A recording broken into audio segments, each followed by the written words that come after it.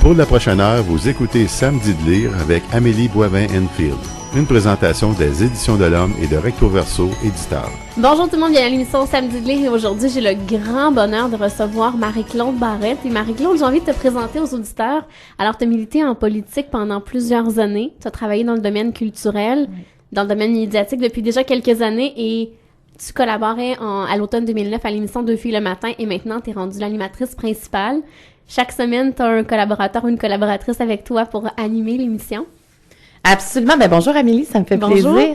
Oui, c'est un grand bonheur que j'ai à chaque semaine. Il y a comme une excitation, tu sais, il n'y a pas de routine possible quand à chaque semaine la personne à côté de moi change. Et tu sais, comme bientôt je vais recevoir Jeannette Bertrand qui a accepté de venir faire la semaine avec moi, Sophie Lorrain. C'est pas des gens que j'aurais pensé qu'ils auraient dit oui, surtout Jeannette, je me disais elle est quand même occupée à l'enseigne, elle a 80, elle va avoir 90. Oui, elle va avoir 90 ans. Et elle a dit oui, mais en fait, tout le monde dit oui présentement. Alors, c'est le fun pour les invités aussi. Tu sais, t'es assis là, tu rencontres plein de gens, on parle de plein de sujets. Et Deux filles le matin, mais ça reste une émission, évidemment, matinale où les gens, des fois, sont en pyjama. Tu sais, on a l'impression qu'on rentre dans leur vie. Souvent, ils prennent un café. En tout cas, on a plein de messages de gens qui disent « Ah, vous m'accompagnez tous les matins en prenant mon café. » Et l'autre fois, il y a un monsieur qui est mécanicien. Il dit « Moi, je t'écoute dans mon garage. Comme ça me fait de quoi jaser avec ma femme le soir. » Fait que je trouve ça bien drôle. Alors, on essaie de penser à tout ce monde-là. Donc, on peut parler autant de proches aidants que des tendances, tu sais, les tendances des couleurs ou des soutiens-gorge et parler par la suite, comme là, par exemple, on va parler bientôt de tout ce qu'on peut faire ou ne pas faire sur la route. Alors, on va avoir un policier. C'est que ça va...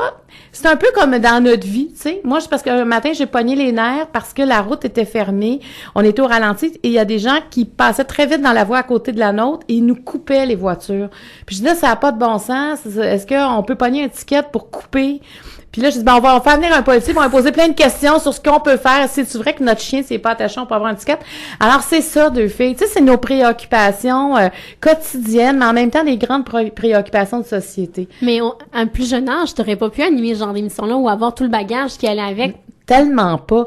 Tu sais, on dit souvent, quand télé, après 40 ans, il y a plus de place ou faut avoir recours à des techniques de rajeunissement. Et moi, par le plus grand des hasards, je suis arrivée en télé à 40 ans. Et justement, je pense que je suis arrivée dans le bon concept d'émission parce que j'ai beaucoup à dire. Tu sais, j'ai eu 3 enfants, j'ai eu la broue dans le toupette. Il y a des journées que je disais que je faisais des dépressions nocturnes parce que ma plus jeune ne faisait pas ses nuits. Elle les a fait à 4 ans et demi. Mais les autres se levaient quand même à 6 heures du matin, puis moi, je travaillais à 8 heures. Alors, ça a été, tu sais, des années où je berçais ma petite la nuit, puis je me disais, mais qu'est-ce que je fais? À Kakuna, je reste dans un rang. Tu sais, moi, je suis une fille de la ville. J'ai suivi, moi qui est la féministe, là, j'ai suivi mon chum, tu sais, c'était, et finalement, le matin, tout ça repassait, je retournais au travail, mais je sais c'est quoi la détresse qu'on peut vivre à un moment donné quand on est débordé, quand on en a trop. J'ai connu la politique aussi, la politique, ça touche tous les sujets. C'est la particularité, je pense, que j'ai, c'est de connaître un petit peu de tout. Parce qu'en politique, quand tu présentes un programme, tu vas toucher les aînés, tu vas toucher les jeunes, tu vas parler du suicide, tu vas parler de la santé mentale, tu vas parler du prix des garderies. En fait, on vient qu'on a un grand étalage de connaissances générales. Et je pense que ça vient avec moi. Moi, je suis une passionnée, j'amène mes affaires.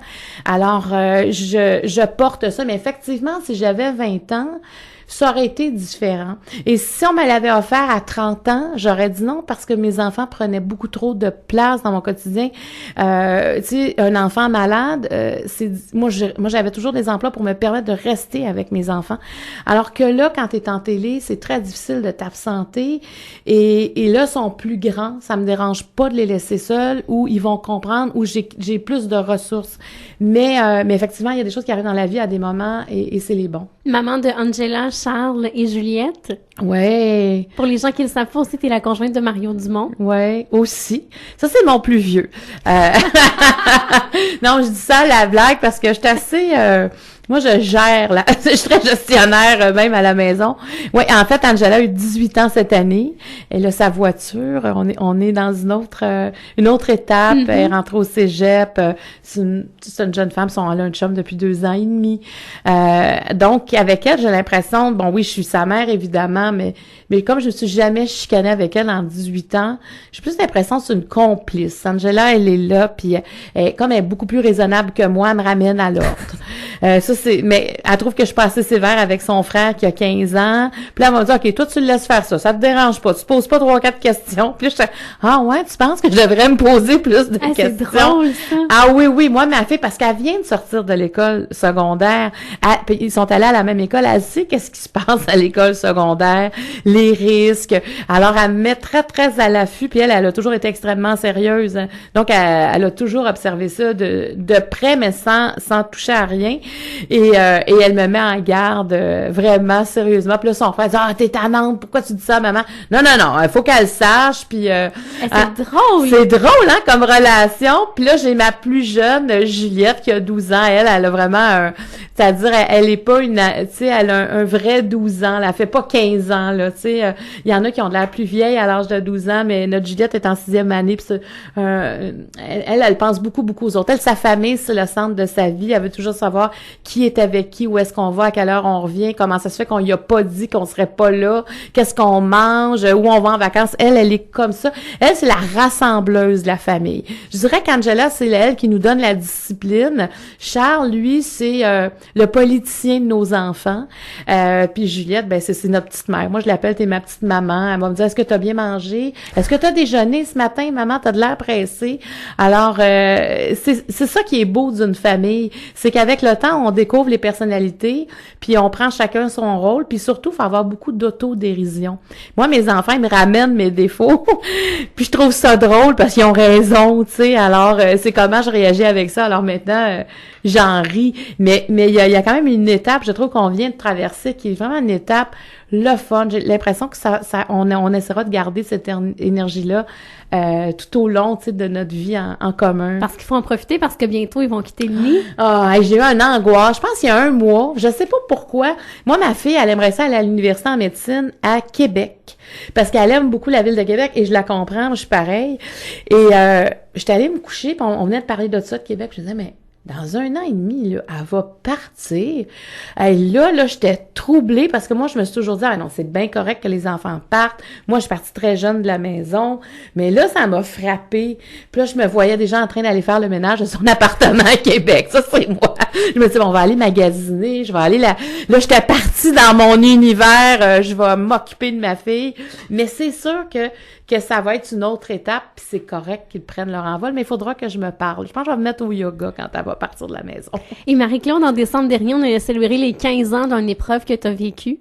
Oui, tout à fait. C'est la couveuse qui est cette histoire-là, et c'est mon chum qui a trouvé le titre du livre, et c'est vraiment ça. Mon fils Charles, justement, qui a eu 15 ans le 14 décembre, avait 2% des chances de naître parce que faut comprendre que moi, le 24 décembre 98, j'ai dû accoucher à 29 semaines d'un enfant qui est décédé d'une trisomie 13. Il est décédé quelques minutes après la naissance. Noël, oui, on l'a appelé comme ça parce qu'on savait même pas qu'on devait donner le nom à notre enfant, mais comme il pesait plus de 500 grammes et qu'il était vivant à l'accouchement, à ce moment-là, on a le choix de l'ondoyer, de le baptiser, mais il faut qu'il ait un nom. Et nous, on l'a ondoyé et on l'a appelé Noël parce qu'on trouvait, bon, c'est le 24 décembre. Mario a dit, c'est peut-être pertinent. Je dis, oui, tu sais, parce qu'en même temps, on savait qu'on n'allait pas vivre avec cet enfant-là. Donc, d'avoir un nom significatif, ça donnait plus de force à ce nom-là.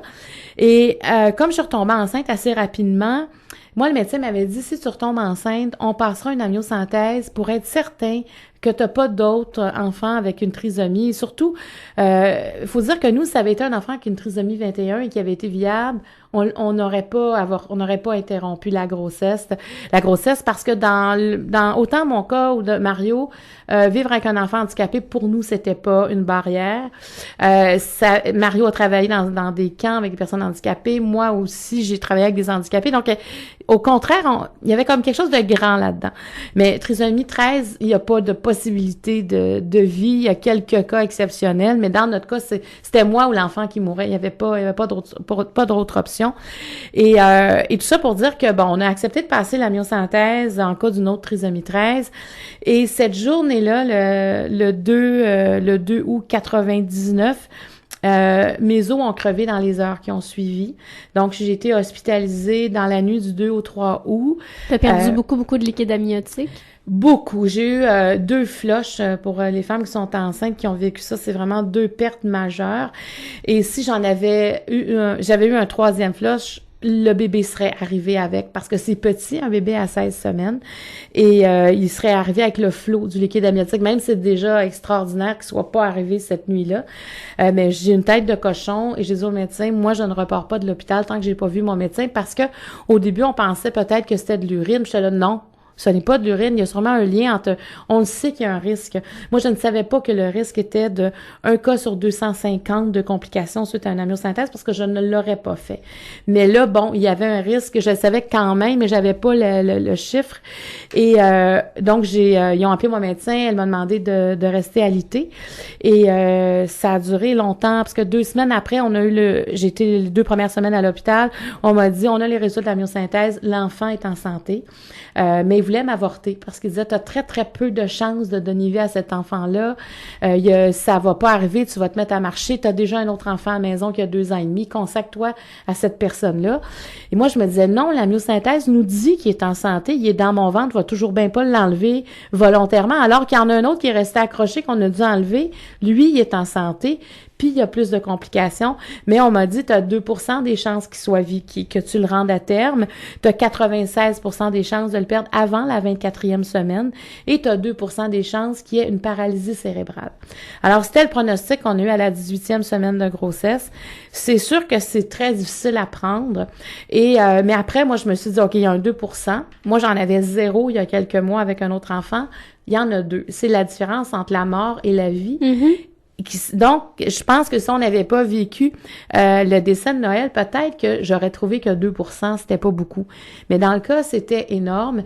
Donc, peu importe ce que les médecins disaient sur l'avortement, pour Mario et moi, c'était clair qu'on n'entendait plus ça. Et puis, je me disais, on est toujours bien à l'hôpital pour donner la vie, pour sauver des vies. Mm-hmm. Moi, ma vie, vous la voyez pas parce qu'elle est dans mon ventre, mais c'est un être humain. Puis aujourd'hui, ces médecins-là qui voulaient m'avorter, quand ils voient Charles, qui mesure presque 6 pieds, qui a 15 ans, c'est cette vie-là qu'on a sauvée ensemble. Alors, c'est pour ça que des fois, je pense qu'il faut visualiser, il faut faire comprendre, il faut donner des images à ça. Et heureusement, moi, j'ai parlé à d'autres médecins qui me disaient, si tu restes couché, mais quand je dis rester couché, là, c'est pas manger, c'est aller manger debout, puis aller prendre une marche, c'est rester couché, puis faire pipi, puis ses petits besoins dans un plat de stainless. C'est ça, rester couché. Si tu réussis à faire ça, ben tu te donnes beaucoup de chance pour avoir ton enfant parce que ton ennemi, c'est la gravité. Ton ennemi, c'est le sol. Et ça m'a resté dans la tête. Donc, mon ennemi, c'est le sol. Donc, malgré qu'à un moment donné, ils m'ont dit, t'as le droit de t'asseoir au fauteuil 5 minutes par jour pour être sûr que j'ai pas d'autres séquelles aux jambes ou, tu sais, l'immobilisme, ça met des séquelles. Et je vais te dire, je le prenais pas toujours ce 5 minutes-là par jour parce que moi, je sentais le liquide qui coulait. Alors, je venais complètement sur les nerfs. Mais c'est sûr que c'est comme couver son œuf, là, mais là, tu couves ton bébé. Et heureusement, ben, il y a eu, évidemment, il y a des, tu sais, j'en parle, là, ça a l'air beau, mais je pense que quand on lit, on comprend qu'il y a eu des hauts, il y a eu des bas. Si tu me permets, on va s'arrêter et on en reparle au retour de la pause. Oui, parfait.